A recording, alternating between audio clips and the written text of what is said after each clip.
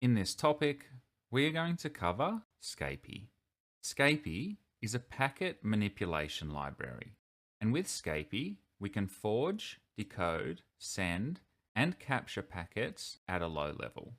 And all parts of the packets you send and receive with Scapy are modifiable and can be inspected.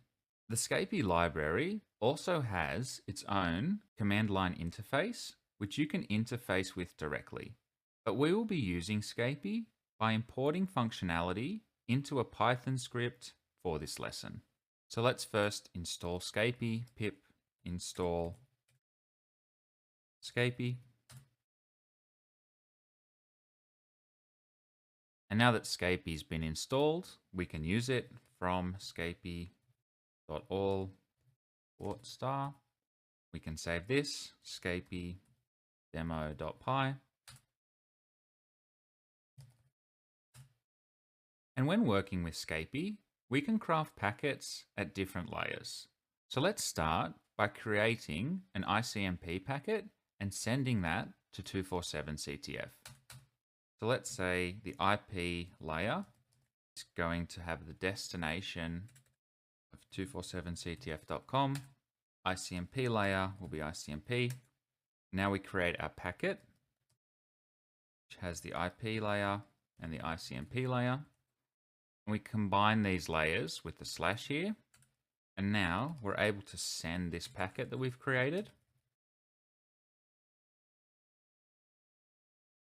We can also view the response, packet.show. We can execute this typo, ICMP layer. And here we can see detailed information about the packet we just created. Here we can see the protocol, which is ICMP, and we can also see the destination address. And we can also see this data using Wireshark, which we talked about in the previous lesson. So we can start our capture, and we can filter on ICMP, and we can send our packet again. And here we can see in Wireshark similar data. We can see our source, we can see our destination, source and our destination, and we can also see the version, the flags, and the time to live. And we can find this information manually, as we've seen. However, we can also call Wireshark directly from within Scapy. So we can execute this again.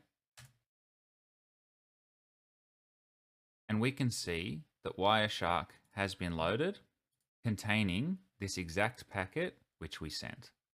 And we can only see this exact packet and not the response because this is the only packet which we created from within Scapy. Let's comment this out.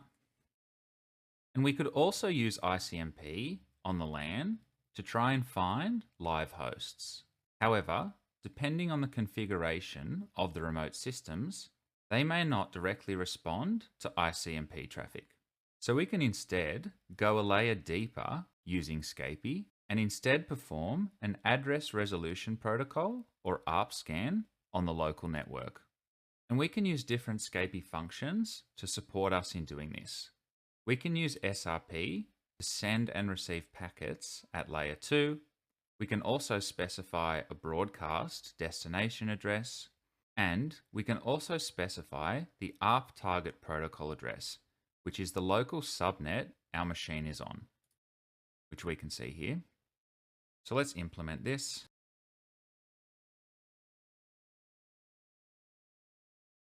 Specify our broadcast, FF. We want to use ARP. Specify our subnet.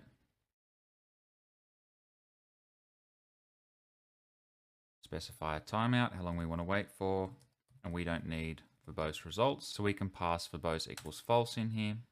And SRP will let us know the hosts which answered and those which didn't answer. So we're only interested in the ones which answered to our ARP scan.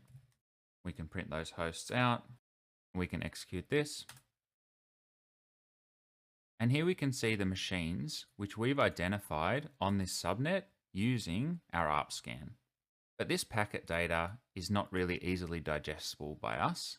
And what we're really interested in here is knowing which hosts we've identified with our ARP scan. So we can print that out instead, or as well. And execute this again. And here we can see the hosts which we've identified on this local subnet.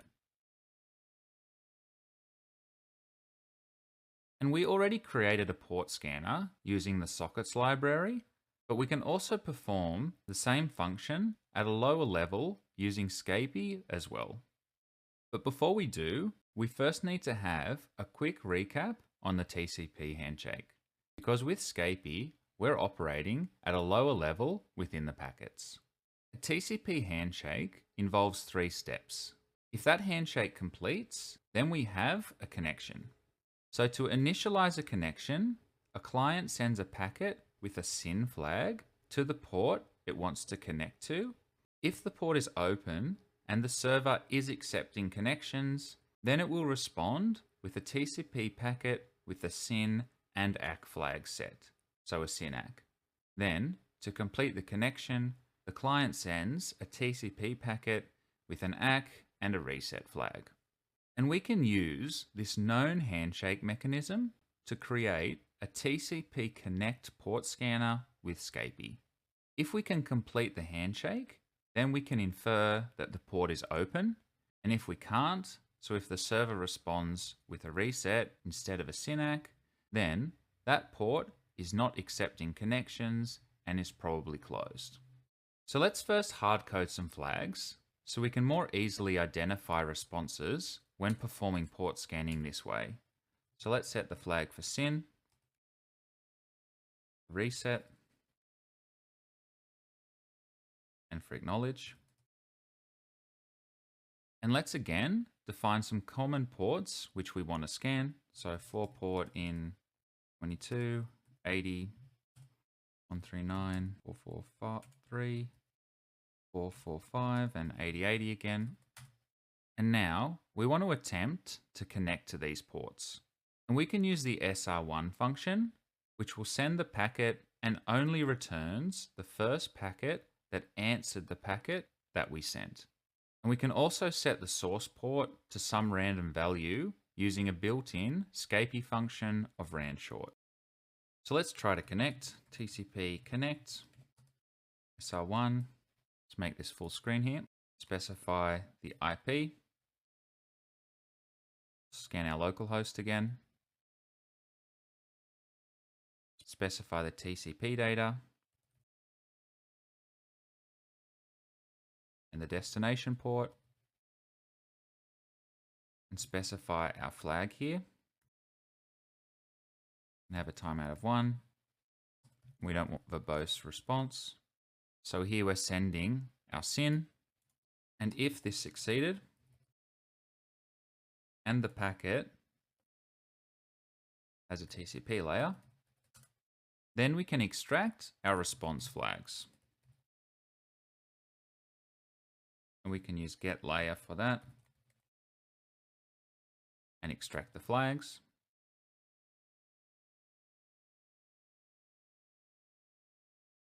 Let's verify this.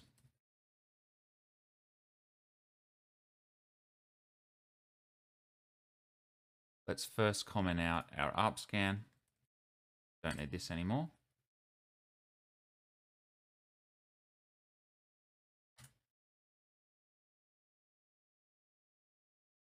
And we can see some output here. So this is working as expected.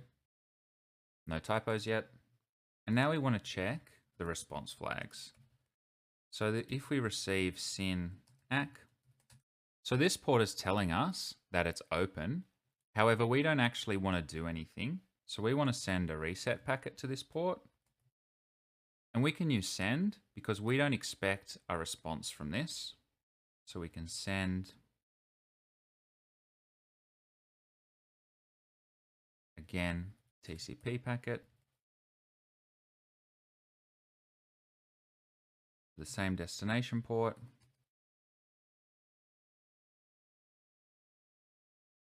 specify AR as our flags, and we don't need a verbose output.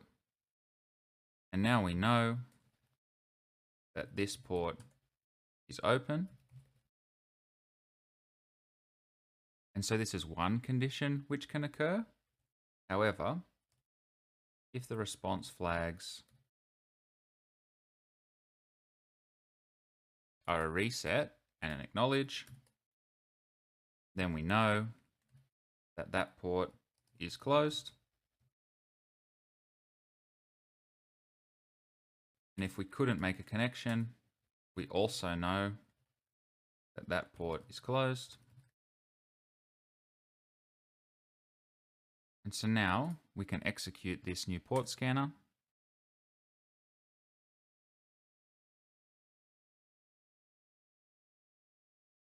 And here we can see similar output.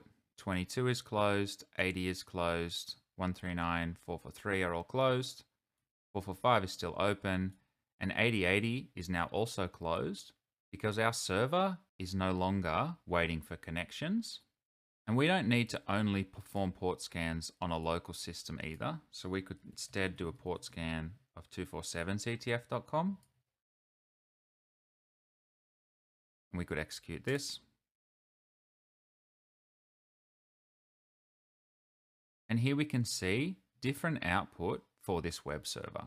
So we can see SSH is open, HTTP is open, and HTTPS is also open.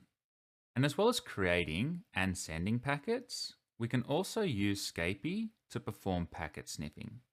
So for example, we might want to sniff usernames and passwords sent to a website over HTTP.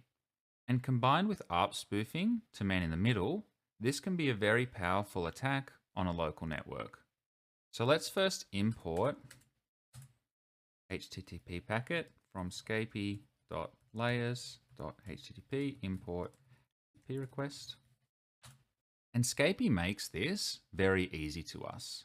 All we need to do is to create a function as a callback, and we can use the built-in sniff function. So we might want to sniff. We can set up a filter here to only sniff on port 80. We can create our callback function. We don't want to store anything. Now we can define the function, which takes a packet. And we can check if this packet has a HTTP layer. Because if it doesn't, then we won't be able to extract HTTP data, and it's likely just some other process using port 80 for some different protocol. However, if it is a HTTP request, we can print out the information that we're interested in. So we can print out the host. So where is the data being sent to? And we can also print out path. So where the data is being sent. We don't need our port scanner anymore, so we can comment this out. We can execute this. And so now we're using Scapy to sniff on this local machine. And so now to demonstrate that this is working, we can attempt to send unencrypted data to a HTTP endpoint. So we might want to say HTTP 247ctf.com and username equals test and password equals test. And here we can see when we pressed enter here, Scapy has sniffed the packet and it's printed out where the data was being sent to and what the data contained. So we can cancel this sniff. We can comment this out. And Scapy doesn't just work on live packets either. We can also use Scapy to analyze or modify existing packet captures. And to demonstrate this, we can take a look at a challenge from 247ctf.com. In the networking category, error reporting protocol, can you identify the flag hidden within the error messages of this ICMP traffic? So let's download this file and take a look. And here in Wireshark, we can see a lot of ICMP traffic. And the ICMP protocol is pretty simple and does not contain a lot of information. However, it does include a data field which can be used for error messages. However, this data field can be used for anything we want. So for example, this can be useful for exfiltrating data or bypassing a firewall. Looking at this packet capture, we can see a bunch of data in the ICMP data section for each of these packets. And we could extract the data from each of these packets manually, but this is a slow process, which we can automate using Python and Scapy. So let's first save this in our working directory to make our lives a bit easier. Error reporting.pcap.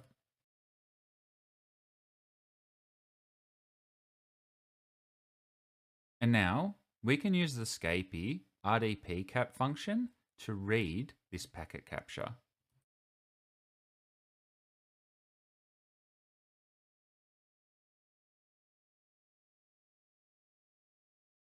And now that we've read it, we can iterate over each of the packets. We can confirm that the packet has an ICMP layer because we only want the ICMP data. And then we can print out packet.load. Let's just pause this here so we can see the output and execute this. And here we can see the output from the first packet, which says send the flag. So let's verify this. Open this again.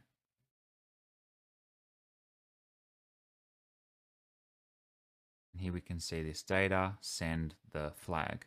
So we've now extracted this data from the packet. We can execute this again. And here we can see that using Scapy, we've easily extracted all of the ICMP data from each of these ICMP packets. As you've seen, Scapy is a useful and powerful packet capture and manipulation framework. In this lesson, we've demonstrated some of the basic features, but you should always rely on the official documentation if you are trying to perform a more advanced attack or use more complicated features from within the library.